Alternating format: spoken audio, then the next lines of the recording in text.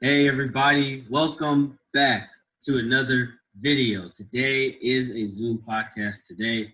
Thank you, Gray, for joining me. He is a returning personnel on this channel. But if you are not subscribed to the podcast channel, which me, him, Gavin, and Ernest, we're all on there, please go subscribe. Do that right now before watching this video. Before I get into any of the topics today, how are you doing, man? I'm doing well. It's a beautiful day today, so It is. yeah, doing pretty good. That's good. That's good. Hey, a beautiful day means a lot of productivity. I hope. I hope. If you were given the option to either live in the Amazons or Africa, assuming that you had all the tools, which would you pick? I think I would choose the Amazon, even though it's super humid in the Amazon. All of our medicine comes from the Amazon. Plus, I think the diversity of life is both abundant in both of those places. Like you're gonna have a variety of wildlife in both the Amazon and the other place, right? But you're gonna see. I just would prefer the Amazon personally. I think you have a more variety of species there. For example, I think there's it's like a big percentage of unknown species that are still in the Amazon, which is really cool. So that's why I would choose it. For sure. I would have to say Amazons as well, but assuming this is like for temporary, because I do want to eventually go to Africa, but at the same time, I agree. Like there is like probably thousands of species that have been like unknown. Your face looks really funny, by the way. I'm sorry. Yeah. You're good. You're good. No, but the Amazons for sure, because it's like they produce. They're the reason why we have so much carbon dioxide in like they produce so much carbon dioxide, so they're like useful. So I'm assuming going into that rainforest, going into that environment would be pretty beneficial. But and plus it's cool. Who wouldn't want to go to a rainforest? You know, so many resources, so many cool things you can see, cool animals. You know, some of them are probably poisonous, but you know, it's all about the experience and everything. Um, the only reason why I don't say Africa is because it depends on what part. Now, certain parts of Africa is like beautiful. I would definitely agree, but if we're just talking about a random spot in Africa, that's tough. That's tough for me. To you, or your opinion, what do you think microaggressions means? Microaggression is something that is like from one person to another, right? We often see it in modern day right now, especially it's getting a lot of attention, usually from maybe one race to another race. And so maybe one person, it doesn't seem like anything, but to another, it seems like a lot. And it's something that is not really dwelled upon, which it should be. For example, maybe you treat somebody differently jokingly, and I may not think a lot of it, but it's just sort of simple things that are within our country and our system that are not necessarily the best that are allowed, which should not be allowed, right? It's just sort of, I would not say a stereotype almost, you know what I mean? But like things that are, I don't know, like I feel like a microaggression is almost something that is assumed and you don't even know the information, right? Like it's just like, oh, like I'm gonna assume this about this person and I don't even know this person, you know, Exactly. right? Yeah. Or and like in a microaggression, you can even say like as far as like in assuming a characteristic about a bigger population and you don't even know that person.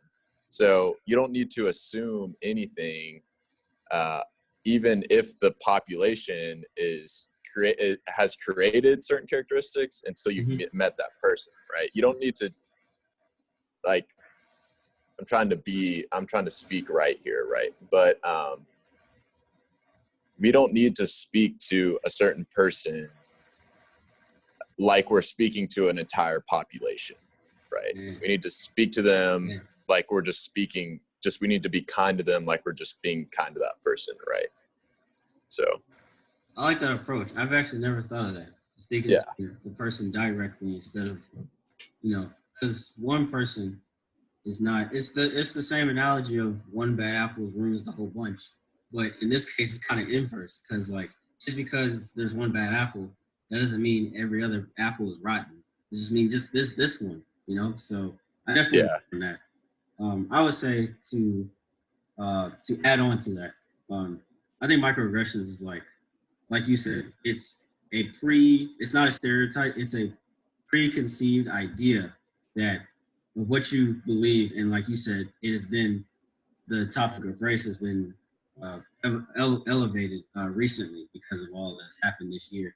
But it can be anything. It can be gender. It could be uh, politics. Even like it could just be just everyday daily stuff. It could be like what certain people eat or what whatever the case may be. I think it's definitely wrong. You shouldn't do that to anybody just because it's just not like it's not you're not going to please everybody. Even if you yeah, have people over here laughing, it's not going to please everybody. You have to understand that not everybody in the room is going to laugh. yeah. One thing that I think goes along with this a lot is I use the word assumption a lot when I first explained this earlier, but I think our culture is lazy, right? We have a culture that is sort of everybody's not really wanting they are motivated to an extent, like we are motivated individuals, but also socially right now, like we don't have that much social interaction.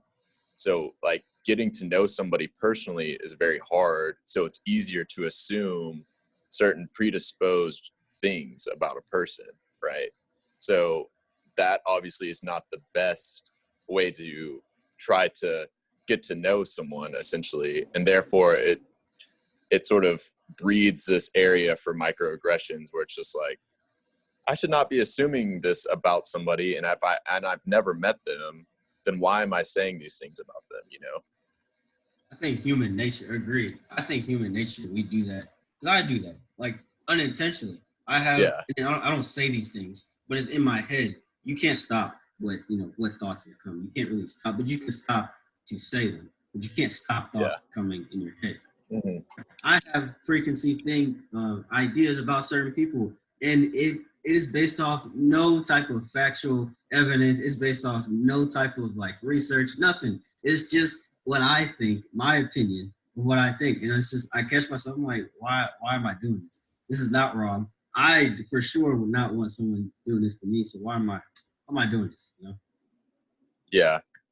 It's a very like thought, like it's sort of like if you think about the culture, it's sort of like a scale. If you can imagine like a scale in your head, and like as you go through your day, it's sort of like you're just weighing like which thing, like you're sort of, this is the wrong way, but this is how I view people um, going through the day. It's sort of like they're weighing which things affect them or like how they judge people, right? We live in a world that's very sort of selfish and very judgmental if you think about the platforms of social media we use and stuff. So it's just sort of like it breeds this sort of self. Yeah, I know our conversation about microaggressions is morphing into different things right now, yeah, but that's okay. yeah, yeah, yeah. That's yeah. Um, this world is judgmental. I think a good word for that is prejudice. Is a good, but that has to deal with race, um, which is a troubling topic and a constant, relevant topic that we're still having to deal with, which is so unfortunate. But um, definitely, judgmental will be the great, if not a perfect word to describe the world today. Hmm? Sorry. No, you're good. You're good. I was saying that the word judgmental would probably be a great, if not a perfect word to describe what the world views or what the world thinks today. Like we're so judgmental. We look at people and we initially have a preconceived idea without even knowing this person. Someone could walk down the street, for example, and they could have um, like a really big backpack, like a backpack, and they have like another computer bag, and they look a little rough in the clothes and everything, and you have a preconceived idea of what that person is. You have no idea that person could be this could be like their last week on their job. They had just found out I just got fired. They're carrying all their clothes in their bag. They have nowhere to go. Like you have no idea who people really are. So that's why Yeah. get to know someone first, understand who they are, and I think this transitions. I think microaggressions should not. It should. It's okay to have a preconceived idea of somebody, but if it just stops there, then you're doing it all wrong. You should try to get to know the person, and then when you get to know that person, if for the most part most of them are going to be different, respect their differences. If they're coming from another side of the story, respect that story, respect that side of the story, because we all understand this world today. Everybody wants to be different. Nobody the era of everyone being the same, living in the same house, driving the same car, that era is gone. So you should just respect other people's differences, and you should just you don't have to agree with them, but understand where they're coming from. You don't have to, like I said, agree with them, but Yeah. respect their differences. One thing I'm going to talk a little bit about is like appearance. Yeah. I think you were talking about it a little bit earlier with the guy with the job. So there was a study done, and like I saw this in a commercial, like maybe a year ago or 2 years ago. So there was a girl. They did the study, and they had the little girl walk down the streets of a big city, and she asked people for like food and like to call her parents or just to like try to seek out help. And so this little girl, they did 2 studies with 2 different girls, and they were dressed differently. And so the first girl was dressed like professionally, and she looked like she had like a good home, and people like reached out to her and were able to like help her, give her food. And then they did the second study where it was like a girl that was like dressed like she was homeless, and like less people were like did not reach out to that person, like to that little girl.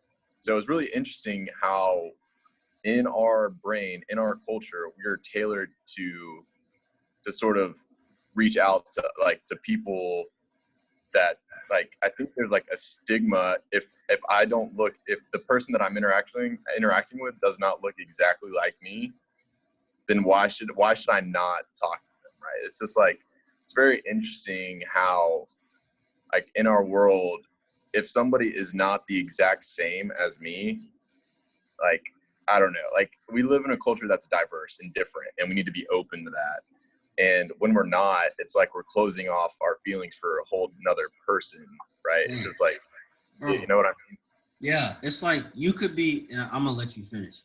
You could be missing out on valuable friendships. How many people do you think, in your opinion, how many people has missed out on lifetime bond friendships that they could have made with these people if they had just put aside their preconceived ideas and just like, Yeah, and that study, I'm sure that study had nothing to do with race. It was straight off of first impressions, and yeah. it's just sad. Like how many people have missed out on wonderful friendships that could have been made.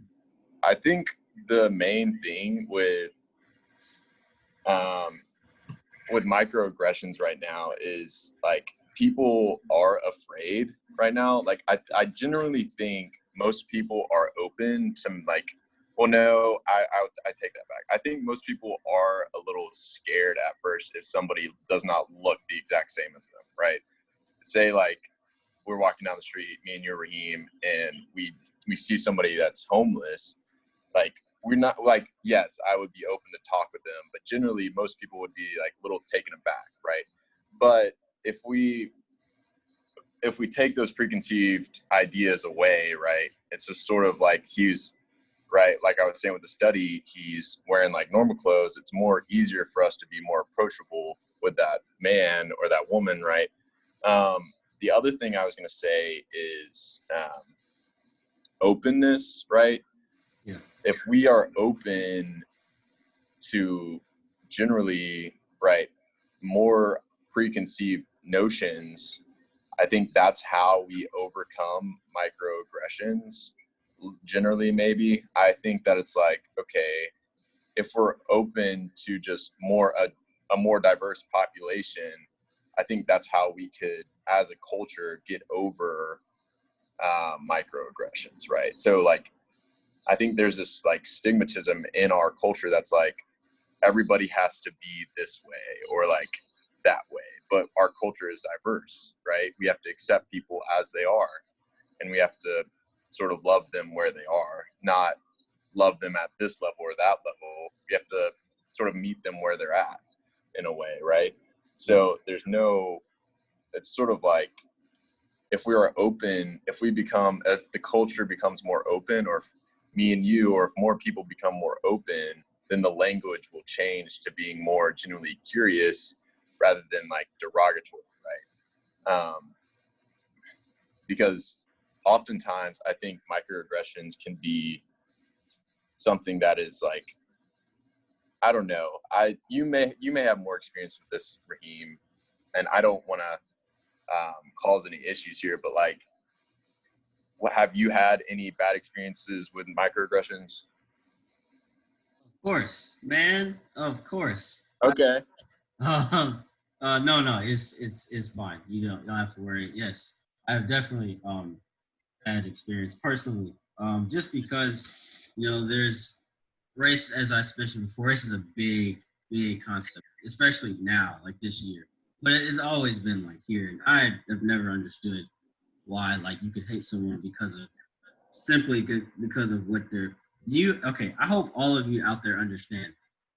Different people who are different races are not subhuman. Let's get that myth out. I'm about to blow your mind. This is basic biology. This is not rocket science. The reason why people come in different races and different pigmentations is simply because of what is called melanocytes, which means if you are born in a certain environment, the sun being more prominent in that environment, you're going to produce more melanocytes, which are basically which contain melanin in them, which help prevent the skin from literally tearing off of your body.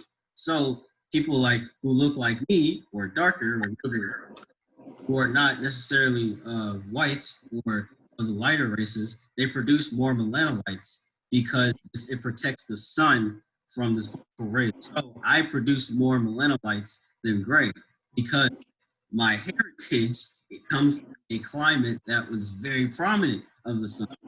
That's all it is. It's just a pigmentation. It's just how much I just produce more melanocytes than the next person. That's it. That's all. That's the crazy part. I have a liver like Gray. I have a kidney. I have a heart. I have all these limbs in my body, same bones, all of that. I don't know where I was going with that, but yeah, but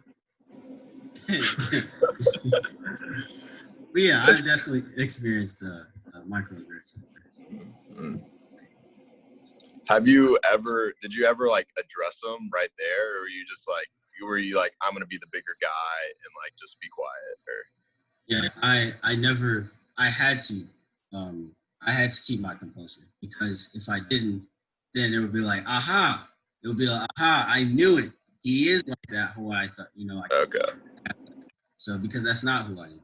So although initially my initial reaction was like, I'm so angry. I want to jump at this guy or this lady, like for whatever reason. I'm just like, well, and this is the crazy part. What actually works as over time, as I've gotten older, is actually just keeping your composure is a lot. It makes you feel a lot better. Because if you react, you'll feel good in that moment, but then like 20 minutes later, you'll be like, that was so dumb. If you just like keep your composure, someone could be spitting all these preconceived notions at you, and I'm respectful. I'm still gonna keep my composure. I still treat you with respect. Even if you treat me with disrespect, I'm going to reciprocate respect and mannerism back at you. So Thanks a lot, Raheem. That's like, I don't know. I do understand that, I guess, like, Yeah. well, actually, like, it takes a lot of, like, courage, and patience with that person, like, for them to, first of all, give into a preconceived notion that is untrue about you because they don't even know you. And then you still give them the respect that they deserve, which is hard. So Yes. I applaud you for that. It's very hard to do. It is. Yeah. Is there ever like a time for us to like address a person if they use a microaggression against us, right? Or if it's just like, no, like don't uh, we don't address it at all, right? I think no. I think you should address it. There's just different ways that you should address it. Now, if you're at a bank and there's like a lot of people, and someone does this behavior, you're at the teller and that person's behind you, and someone's like, "Hurry up! I knew they'd take this long. You take this long," something like that. That's not the time to turn around and make a whole scene. That's not the time. But but at the same time, that's also not the time for you to just walk away, because I think that's a perfect opportunity to address it, but in a specific way. So this is how you address it. If I were in that situation, I turn around and say, "Excuse me, sir, just trying to handle my business at the bank. I'll be out your way in a moment." You're respectful, but you're not giving in to that person. You're saying, "I'll be out the way. Sorry." Or don't say sorry. I take that back. Do not say sorry. You should not be sorry. You say, "Sir, I apologize for whatever it is that you're going through, but this will only take a couple more minutes. I'll be out of your way." Be respectful, go on about your business. So there is a way to address it. I think you should never just don't let people walk all over you. But at the same time, you shouldn't try to be, the big dog, everywhere all the time. There's no need. Mm. Yeah. So, do you believe in a moral standard? Like, morally, people are like generally good, right? Like, or you may believe something different. Yeah. Okay. So, do I believe that people are morally standard? yeah, like, even if they grew up and they don't have, like, say they're just like, I don't know, they don't believe in anything, and do you think they're generally good natured, or do you think they're? Of course. Yeah. There are great people if this is going to the topic of religion, there are wonderful, good people that are just, that have no religion, but they're like great people. They're just, that's just. Yeah. I believe so. Yeah, I believe most like people that are like this are generally good. Yeah. But I guess the question for us is, when we talk about morals, like how do microaggressions? What's the question about microaggressions and morals, right? So I feel like that's a different thought process, right? Like where morals and microaggressions intertwine, like, because I feel like there's not like a set belief system about microaggressions, because everybody's believes something different at that point, I think.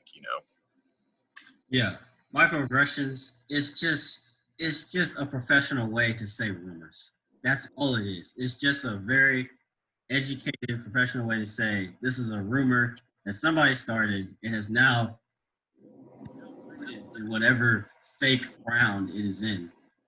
But I think morals are, you have to, because some people's morals are different. Some people believe like the earth is flat. That's their moral. The earth is flat. I'm sticking with it. I'm rooting flat. And it's like, that's their morals. That's what they believe. That's their moral. But it's like, you got to understand that, and this actually ties in with your saying that, can people just be moral? If you have no religion, then anything could be your moral, in my opinion. You could say anything. You have morals. You're a good person. You believe that. But if you have religion, that's kind of like that. It's kind of like a starting point. If you have religion, you don't really have you're just in the race. You're just running. You don't know where you came from. You just run. If you have religion, you have a starting point, and then you have an end point. every religion at some point has an endpoint, whether it's dying on earth and going somewhere else spiritually, or never dying on earth and transitioning, whatever your religion is. All right, Raheem, I got a question for you. How? So I mentioned that one way we could try to get to rid of microaggressions, right? So like I said, be more open, or try to like not make any judgmental predisposed ideas. So what do you think about like how would you quit? How would you try to stop microaggressions? Man, if I had that type of power, I would have done it when I was like 7. But what would I do? Okay, first things first, I would tell everybody. I'll be like, hey world, planet Earth, everybody, eyes on me. Okay, everybody hear me? America, can you hear me? China, Africa, Antarctica, if anybody's in Antarctica. Y'all hear me? Okay, good. All right, first things first. Everybody is different. Write it down. Take notes. Everybody's different. All right, you got it? Cool. Next thing. Establish that everybody's different. Let's all start, let's all be non-judgmental. Let's all, because we are different and because we all understand that a lot of us are different, let's all uh, agree that let's look within somebody. Let's not look at the outward appearance. Let's try to it's like staring into someone's eyes and not necessarily staring in the eyes, but trying to figure out who that person is. Like maybe what they like, what they don't like. Some things like that nature. When you first meet somebody, the analogy that is, try to stare into their eyes to understand that person. That's what I'll get like a whole meeting. It'll be called Planet Earth meeting. Be like, everybody, I'm about to make some changes, you know? Yeah. Do you think our world right now is encouraging more microaggressions, or is it like discouraging? Because I feel like at one point, like throughout our culture, there's always like a shift of like, I think right now we're discouraging it, obviously, but obviously there was times throughout like history that like people were encouraging it. So I'm trying to think if we're more at that point where it's like, okay, are people trying to like divide, right? We have a lot of political division. Is that like an encouragement of lots and lots of microaggressions and predisposed intuitions versus like just you know what I'm saying? I don't like. Do you get what I'm saying, I Raheem? do. I do. Yes. So, to extend that, um, I think that the world is like you said, the world is definitely discouraging it now. In 2020, we've seen that. But I think it's always it kind of like it was like a what I describe. It's like when your car like jumps for but like extra energy. It's like when you're in park, you're in neutral, and you lean on the gas. It's like I think 2020 was that like, hey, like this needs to like stop. It was like, but it's always been gradual. This is kind of like a spike. That's the perfect word, spike. You know, but I think it's like boiling water. Like this is the weirdest analogy I'll probably say today. Well, boil water. The water doesn't necessarily. The bubbles aren't even. It's not all the bubbles the same exact level. Not all the bubbles are there. A couple. This side might spill over, but maybe not as much as this side. Even though it's on the pot, it's the all the bubbles are not the exact same level. So in some areas, yes, our I guess our lifestyles, it is we are discouraging microaggressions. But I would say in a lot of comedy, like they're actually um, they're actually greeted because comedy is that place where you can talk about any and everything without no real consequences because it's humor. People find it funny even though it's not. They say these comedians say things that you know that the public eye doesn't want to say, but they think. This goes back to morality. They think these things, so they say them because comedy is this place where you can say there's certain things where you can say a lot of things and you won't be as judged harshly. Whereas me and you, the everyday person, we say these things out loud and some people bash us, people try to cancel us, if you will. Yeah. That's such an interesting thought. If you think about like a comedian, and that's like famous, they probably got famous for like becoming a comedian or just standing on a stage disrespecting other people. Yeah. Right. And if me and you ever said that, it'd be like public shame. Exactly. Yes. It's great. That's Like, crazy. yeah, in some places it's actually okay. Ironically, that's the weird thing. But in like, in a McDonald's or in a Walmart, probably not something you should you should say. Yeah. It's sort of like how we put these people on like pedestals in a sense. So like hey, like, but also I think, Raheem, like how much respect from the general public do comedians actually get, right? Like how, like, I don't know, like I feel like in general I'm not gonna like actually like it's funny stuff, but it's like I don't necessarily respect this person because of what Yeah, they're yeah, saying. You know what I exactly. mean? Yeah, But yeah. it's People. also, Go ahead, go you ahead. don't want to be, you don't like, I think the fine line here is I feel like people give them too much respect, right? Yes, way too much. Yes, people put celebrities in general on pedestals, and I'm just. Yeah. It's okay. It's okay to admire their work. That's different. It's okay to admire someone's work, but when you praise comedians, and I'm not bashing comedians, but when you praise celebrities, I'll say no. You have no idea what their lives are going through. You hear stories all the time where celebrities have their own type of problems. Celebrities are going through different, things you never would have thought they would have went through. This is oh, this person is this. Wow, going through something I never thought they would have went through. Like crazy. You shouldn't praise anybody, really. You should, and this goes to like motivational hour, I guess. You should always be the best version of yourself because no one else is like you. And why not? Because you're unique in your own way. Why would you want to be? If I strive to be like you, Greg, I would reach my full potential. I would only reach the potential of what you are. But that might not be mine. Same for you. If you strive to be like me, you will never reach your potential, your full potential. So why would you strive? Why are we idolizing these people? Oh, I know. It's because these people are getting so much fame and so much public appearance for what to us seems like little, and it's just yeah, I think people find value, they find too much value in people that are not, that like, so you said like people that are famous, right? Or comedians that are respected, right? yeah, Respected, yeah. that, and I think that our culture finds value in those people and tries to base their morals off of them. And that's how we get a culture that is surrounded Yeah, yeah, like microaggressions, stuff like that.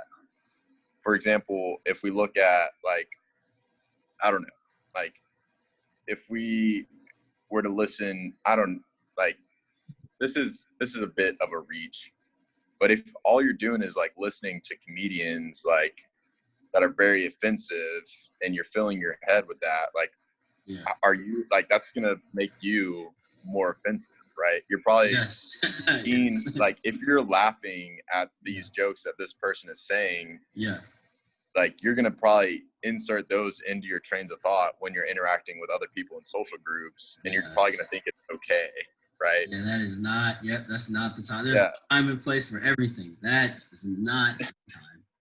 They yeah, said that because comedy is that place where you can say things that you would not say in public. You're not supposed to repeat those things. That's why they don't. That's why when they do comedy like specials, they don't. They're not all over TV. It's only on certain platforms where they speak to viewers. It's not all over TV because if it was all over TV, everybody would actually be saying these things. Like it would be tragic. So a fun one to look at, especially in social. We're sort of changing the topic here, but yeah, I go think ahead. okay, is is curse words. I did a sort of fun experiment these past few years of my life. Yeah, Is if you're in a social group versus when like you're at home with your parents and you say a curse word, and sort of see how your friends react versus how like your family that raised you reacts. Right? It's sort of like, whoa, like you said this word, or like your friends, you say it and they're just like, ah, it's nothing, right? So it's very interesting, at least to me, how our culture is acceptable of different values, right? It's very interesting. Yeah, I first of all, I hope you have not experienced this, because if you have, I'm surprised you're still alive. Um, but yeah, I would, first of all, I would never do this experience, or just because I know where I'm going. Like, I know what's gonna happen. I'm not gonna, if it's Monday, I'm not making it to Tuesday. I already know that. But I would say it is weird, because it's like the social norm is like, friends is that sacred, again, goes back to it's that sacred place. You can say certain things and do certain things and no harm, no foul. But if you said these things to your parents, who to most people they look up to, and these people who can have the power to literally discipline you, then you don't say those things. Because, yeah, It's really funny, like, especially when you think about what a curse word is, yeah, and like how we have built these words into things that are demeaning, right? So like the word, like one of the, like those words are literally just words, and from like from time people have given them meaning, and then from culture, like over history and time, they have become unacceptable in certain aspects of our life. So um it's really crazy that if I said a word in a group, I could literally, like, I could just, it could change the entirety of how people view me, right? yeah, And that goes back to microaggressions as well, you know? yeah, absolutely. Do you think climate change is approaching quickly or gradually? Um, I think it depends. Right now, actually, I have no idea, but I think it's between gradual and quick, right? Yeah, yeah, yeah, yeah. So the one thing, like, climate change is real. Like, Yes. we're producing too many greenhouse gases, Mm. i.e., like exhaust and different things like that, that are increasing the temperature in our environment, right? So um, I think it depends, because if we do anything about it, it would be gradual, right? I think anything within our government, right, it takes a minute to get implemented and then changed. For example, like, um, if we were to change like the amount of gas released per vehicle, so like the exhaust, if we were to change that to a lesser amount per car, right, on all of the vehicles in America, right, we'd still have some left over. But if we implemented that and somebody brought that forward as a piece of legislation, it'd probably take like 2 or 3 years to implement that into the system. And I think 3 years, that's pretty quick in the larger scheme of things, right? I don't know how we're measuring, like if we're Yeah. trying to measure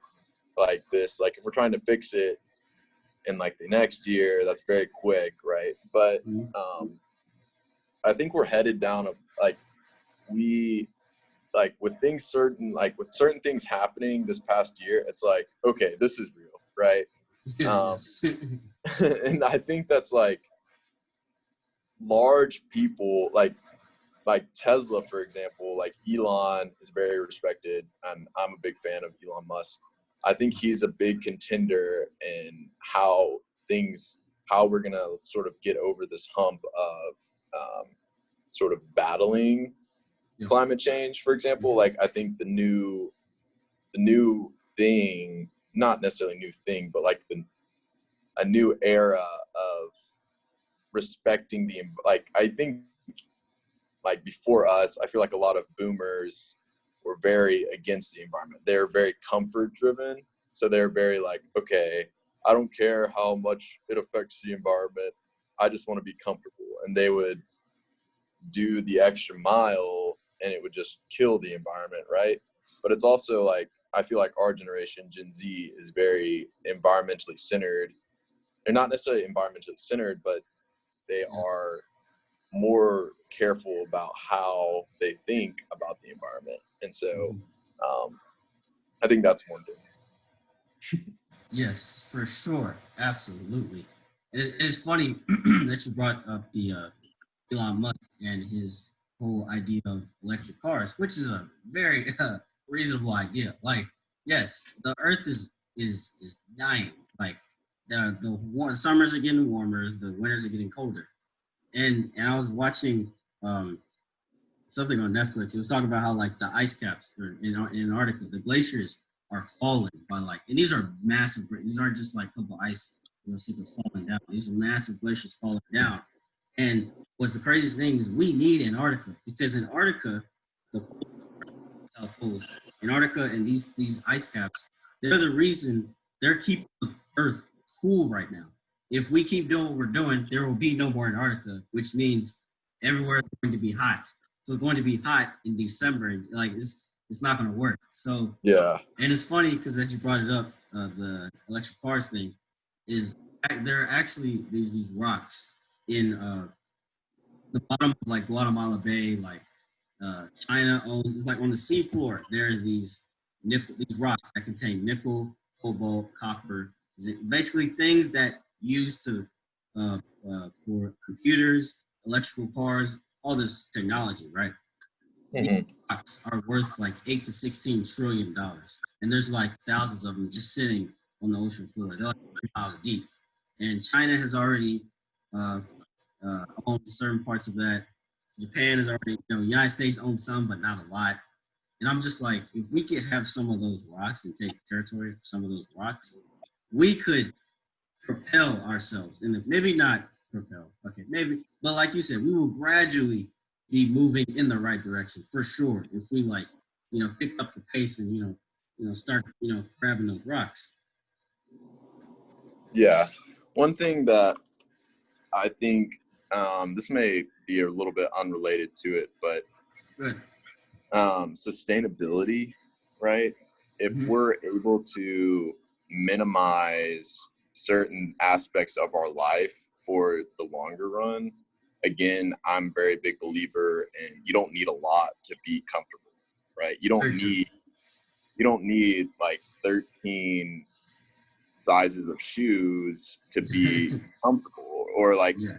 for example, like Apple, they put out the idea of not including a charger and headphones in their next iPhone because they already have enough. Like, everybody already has an iPhone charger, everybody already has earphones, and that would minimize the waste of X amount of phone waste, right? So there's just simple things like that that would minimize waste in our world, right? I think that's another thing as well. Like, obviously, sustainability is different than climate change, right?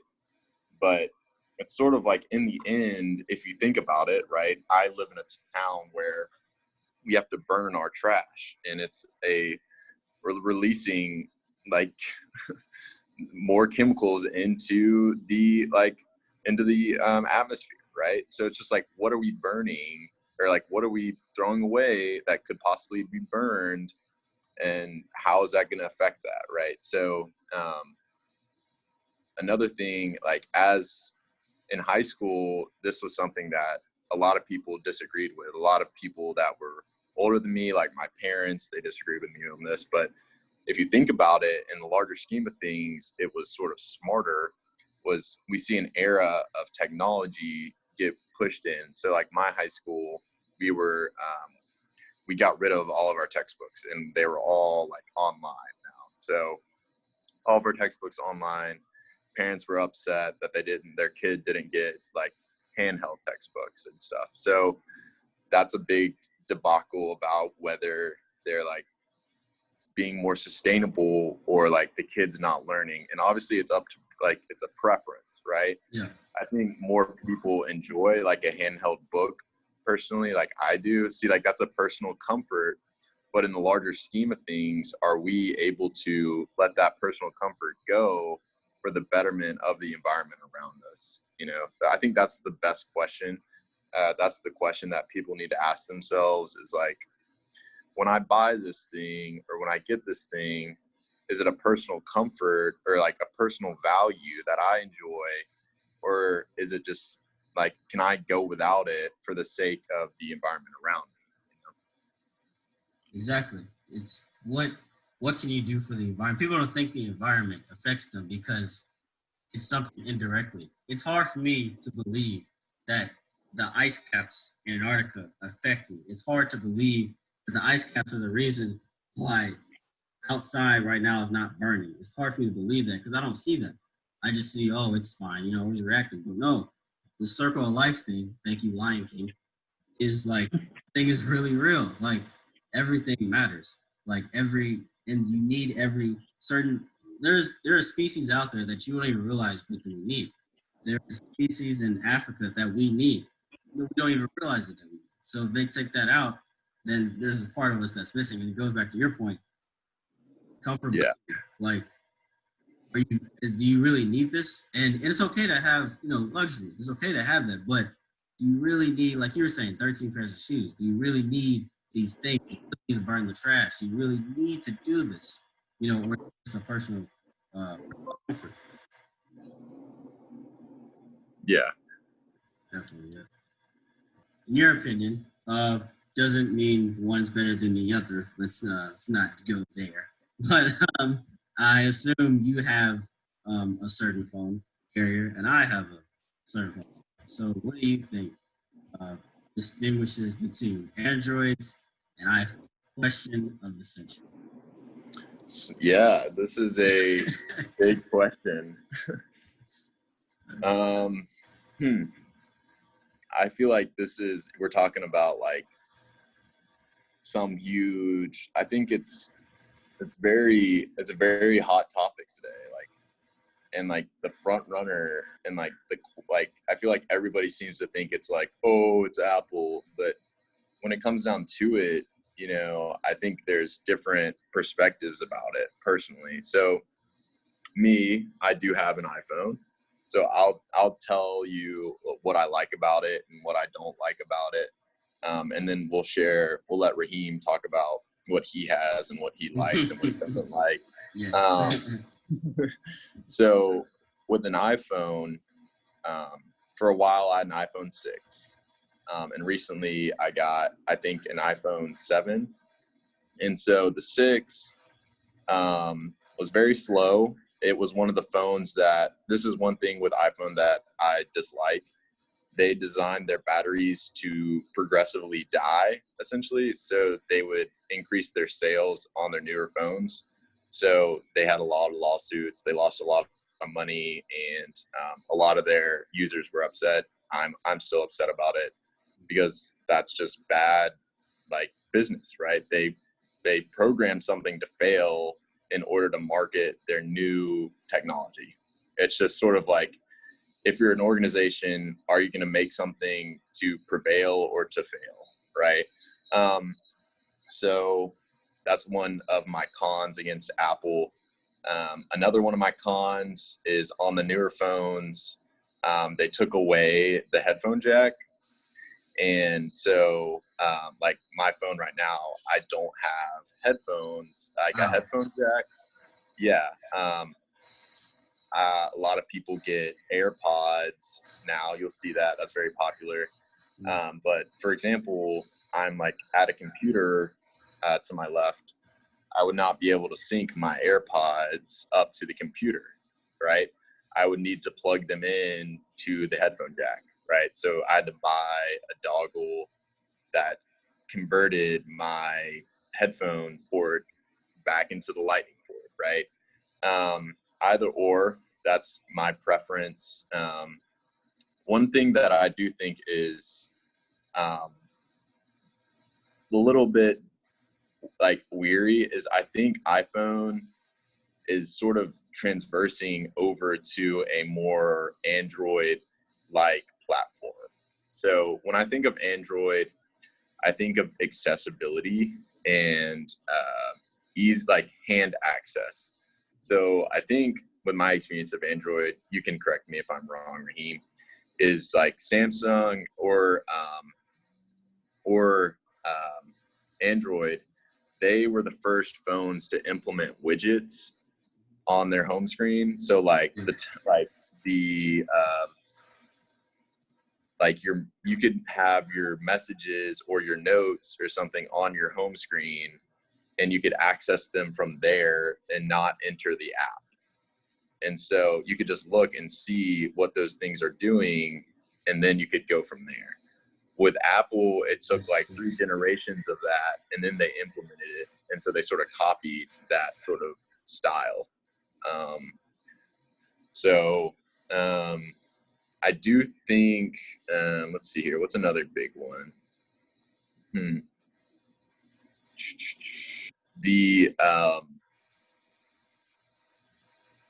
I'm trying to think here. There's different variations of like these updates. Like Android has a lot of different update styles. Raheem, maybe you could talk about it. But with iOS, there's certain ways that like obviously every phone you get with an Apple, Android, or a Samsung, they're going to want you to update it as their updates come out, right? Mm-hmm.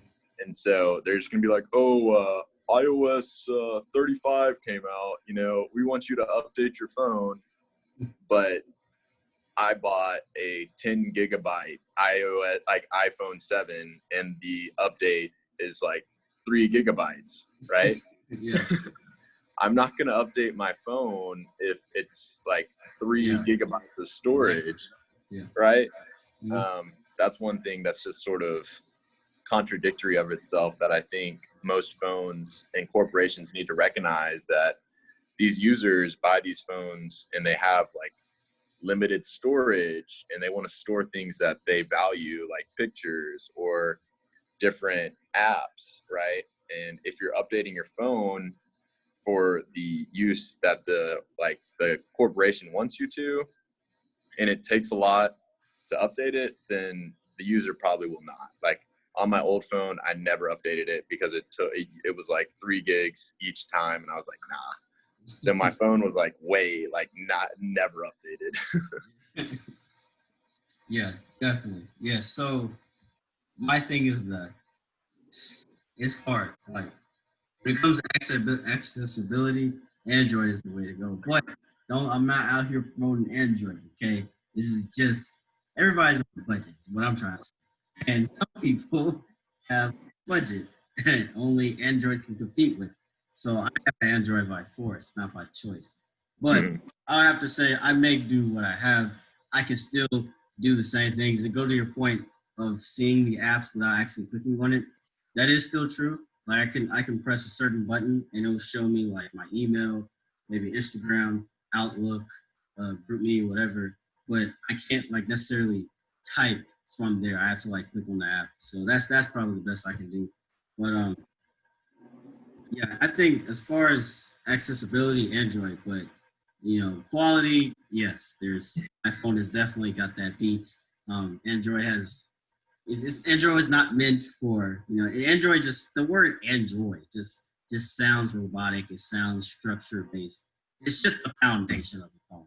You don't get the roof. You don't get the shingles or the chandeliers or the chairs, the fridges. You just get the foundation. It maybe be a hardware floor, maybe maybe you get the wall. But Android is Android I would say is it's a good phone. I've had it for a while. It's not the best phone, but it's definitely it has definitely, like you said, it has its pros, has its cons. Do not like the quality, but that's just more of a comfort issue. It does not work necessarily in a lot of places. Like I have to use my data a lot of places. So, I guess preference.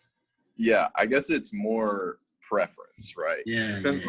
right? So if me and you were both like managing people, or like we needed something to communicate with a lot of people, like, I don't know, I'm trying to apply this to a bigger scale about how we can grade these like these phones, right?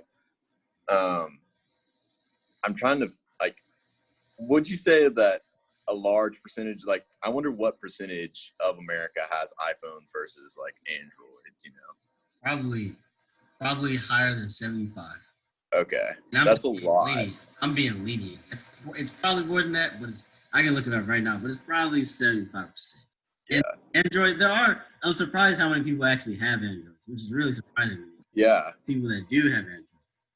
Another, like, I don't know. I think either or. Like, I've seen people in leadership positions with both phones, not with two, but I've seen people that have Androids that are managing people, and then people with iPhones that are managing people as well, and they do the job equally as good. It's not like the one problem, and it's not even necessarily a problem, you know, but I think people create this, like, oh, like, I think, Raheem, I gave you a little bit with like iMessage, and how like you're like Androids can't participate with iMessage, but Yeah. it's fine, you know, like it's okay. Like, you'll still Yeah. equally get the message. Yeah. People give Androids the biggest heart because of that, but Yeah. I don't know. Android's just like sorry, I didn't cut you off. Android's like it's the bronze medal. You know, iPhones is considered the gold. You know, Samsung to some could be considered the silver. Yeah. And Android's like the bronze. You know, it's the foundation. You know, you made it, but you know, you're not gold, right? So it's kind of like. I do think iPhones are more easy, like they're easier to break. Yes, like very true. The phone that is in my hand right now is like this thin. So like, mine is if like this. Yeah, like, you think about that, like, in my day, like, all right, walking around on concrete, like, could drop it. The likelihood of me cracking it versus an Android without a case, it's probably, I would choose the Android every day, right? There's obviously some Androids that are fairly thin, but it's also, I don't, like, you know, have you, like, is your Android cracked, Raheem? Well, yeah, mine's cracked for a different reason. That's because it's a long story. Well, it's a short story. I fell on my phone, so that doesn't count. But the point is, um, and but now after every time I drop it now, no, I don't even, my heart doesn't drop. Like, I just know it's going to be all right. Like, because I just know I got this, Autobox on my phone that's going to protect it from everything. Like, nothing I've gone to the extreme of slamming my car door into the, like, right here. Bro, do you see any? No, nothing. Like, it's crazy. And it was an accident, of course, not intentional. Yeah. But it's crazy that to that extreme, a car door. Like, it's not like it's like I just left the car and it just didn't break. Yeah. So yeah. It's crazy how in our world we value technology, right? Yes. So you mentioned a fun statement a bit ago, like your heart dropped, like if you drop your phone. Like, think about how many times you've been in like a social interaction or like a group of people, and then somebody drops their phone, and then that person's entire attitude, if they were happy, sad, upset, their entire attitude changed because their world is like in their phone. My heart does not drop. Yeah. Not dropped at all. Maybe when I first got a phone, yes, but now you'll be all right. You know, it's like if your kid bumps his head on the wall, like, you'll be all right. You know. Yeah. All right. Let me ask you this, Raheem. Do you think it is healthy for us to be upset when we drop our phones, or is it something that like our culture, like we should be fine with, like we don't need to get as upset about it because we don't need to be attached to our technology? Good question. Here's what I'll say to that. The reason why, and this is my just opinion, the reason why these people are getting, heart struck, I guess, or starstruck, and getting, hearts are dropping because when the phone drops, is because of the price they had to pay to get that phone. No question. Literally, the price they had to pay. So, someone like on my end who didn't necessarily have to, dig in my wallet, it was just kind of to buy my phone. My heart doesn't get dropped every time my phone because I'm not attached to it. It's I don't worship this phone by no means. Even if I had an iPhone, I wouldn't worship it. But let alone an Android, just because it's not that deep. Yes, it does a lot of things that I am unable to do on my own. But I think because of that, it's because people they think technology because of one, what it does, and two, how much the price they had to pay to get that. So yeah. That is a very this is a very interesting philosophy. Yeah. So if we think about it, like the price of a new iPhone 10 is like $1,000. Crazy. And then it's very expensive. It's like a third of my first car, right? I would never pay that. Yeah. So right, outrageous. Yes. And then if the statistic is out there, right, if we look at like everybody's dropped their phone before, right, like me, you, probably everybody at this point in their life in this culture, like with smartphones, has dropped it. It's not like nobody, it's like never dropped my phone before, right? Yeah. We have dropped our phones before, but why spend $1,000 for a phone if you know you're going to drop it and it's going to break, right? So if they're going to make $1,000 phone, they should make it to where you should drop it and it should be indestructible. It's almost as if they haven't even thought of this. It's like, yeah, it's like they designed them, like, I know they're waterproof and they have like the Gorilla Glass on them, but it's also like it's not like I could drop that and it would shatter on like the second or third drop, right? And if I didn't put a case on it, it's toast, and that's $1,000. Yeah. They want your money. It's a market. Supply. They supply and demand. They supplied it. They didn't say that was gonna be a piece of paper, but they supplied it. And if you break it, you demanded it as the customer. You demanded it. So supply and demand, and they're going to keep doing it. The more you break it, you got to get another one because you got to. And it also goes to a cultural trend. Everybody has an iPhone, so it's like a cultural trend. So everybody they're willing to do whatever it takes to get that. No one's out here on YouTube. No one's out here, social media, on Twitter, having an Android. Like no one's doing that. So sorry, I cut you off there. But another interesting point is, I don't know, Raheem, you may have experienced this, but I have definitely experienced this, is like entering a social environment, like go into something with my friends, and I pull out my phone and I don't have a case on it, and people just look at me like I'm insane, right? It's just sort of like the new normal.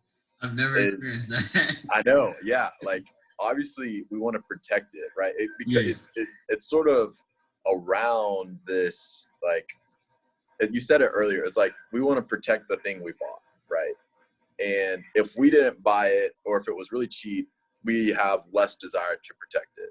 Yeah. So, right, my old phone was like super cheap, it's super old, and I had still wanted to protect it, but I had less desire than like a new $1,000 phone, Yeah. I was like, I didn't want to treat that. I can't imagine taking that out of the case, taking that out of the box and using it, because I'd be so scared of dropping it or right. But I've definitely experienced in social circles where people look at me and they're just like, oh, this person doesn't have a phone on their case, they're risking it, you know? And so, yeah, mine is different. People look at me for a different reason. Because everyone in my friend group has an iPhone or a Samsung, and I pull out this dinosaur. So I'm amazed by this, living history. Like, so yeah, yeah, that's funny. to those Well, viewers out there, so no matter what you rock with, just be proud of what you have. yeah. Another one is like functionality. Like, I think there's Yeah. so much, like, as long as the phone is able to do what you want, right? Mhm. It's perfectly capable, right? You don't Yeah. need a spaceship to just call your friends. Exactly. Yeah, right? Yeah. Yeah. If my job only wants me to call other people and like it doesn't need me to check the email or text, right? Then I'll just get a phone that calls. But like if I have a job that I need to check my email or I need to send messages on a daily, then I'll get a phone that does that, right? You don't need an extra XYZ just to get that one thing done, right? Yeah. Yeah. Yeah. Exactly. Exactly. If you got a job that just calls, get a Motorola. Flip phones are still in style. You just got to get the right ones. The Motorola with the designs on it, bro. Don't hate on it. All right. You guys out there, don't hate on it. Don't hate on it. Yeah. All right, guys, that is the end of this video. Thank you all for watching. Greg, appreciate you for joining today. It means a lot. Good conversation. To my viewers out there, make sure you like and comment down below. Oh, wait, I forgot. Plug in.